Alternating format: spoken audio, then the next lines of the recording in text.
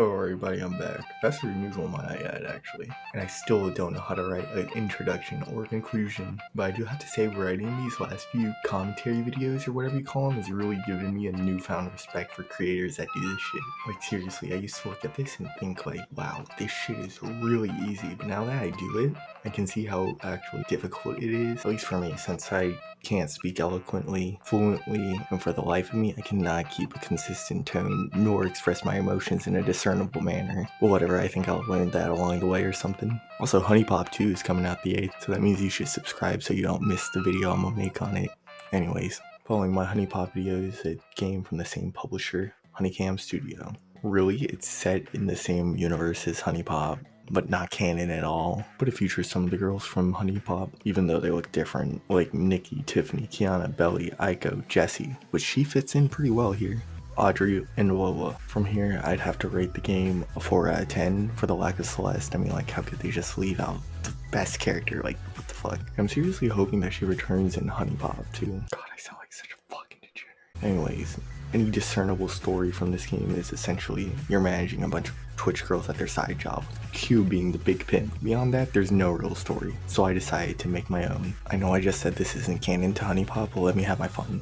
Anyways, after being played by some random guy, many of the girls from the original game had their self-esteem devastated to such a crippling level that they allowed themselves to be pimped out by another random person at some random agency, making them do absolutely normal things in front of a camera for fans and cash alike, with the occasional escorting. But hey, it's not all that bad. I mean, they get to go out shopping for clothes to get better at their craft and sate their crippling addiction to the vices that allow them to cope with such a lifestyle, furthermore increasing their productivity and fan/money gain. And they get a spa time. Ooh. That was a little weird tangent that basically covered all the gameplay there is, but to elaborate slightly, here are all the locations the webcam place where your money comes from. You can get accessories to gain fans along with money. The photo place where the only fans come from. Get it? It wasn't clever at all.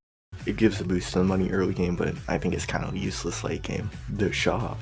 You can get accessories to add on to your valued workers to increase fan gain and or maximize efficiency. The fashion place gives you fashion levels so you can make more fans from the photo and webcam place. Talent place gives you talent levels so that you can make more money from the fans that you have. The hotel. I was gonna call it the whorehouse, but that's like every other place in this game. It's just fast and quick money, but they do have the risk of getting like AIDS or some shit. Cigarette and alcohol store to stockpile cigarettes and alcohol respectively for the consumption of your valued workers. The model agency to get more valued workers. Alright, that's all the buildings. Next up is what these little bottom tabs do. Girls tab shows you who you have in your storage closet, and clicking them gives you their information. It's basically useless, honestly. Book shows you what items you have in your inventory and how much you're gonna have to waste on your valued workers. It shows you some extra shit too. Promos is where you go to get fans that correspond with a certain trait that your girls may or may not have. A game is just an easy way to pad your fan count for the trophies. Invest is just getting some upgrades to your collecting girl count.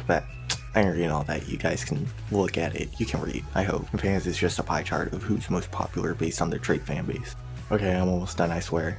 Okay, the most bare bones objective is to make sure that you have enough money to stay out of the red for at least a day, for 21 days. But honestly, the real gameplay is how many fans you can get before the end, because your fan count correlates with the trophy that you get at the end. And you also get these tokens that you can use to buy outfits. And the best part is, once you unlock all the outfits for a girl, you get a nice little picture to go with it. The values are as follows. For 5,000 fans, you get the bronze trophy with 8 tokens. For 10,000 fans, you get the silver trophy with 12 tokens. For 25,000 fans, you get the gold trophy with 16 tokens. 50,000 fans, platinum trophy with 20 tokens. And the most prized and esteemed trophy is the diamond one that you get on 100,000 fans, and you get 24 tokens for it.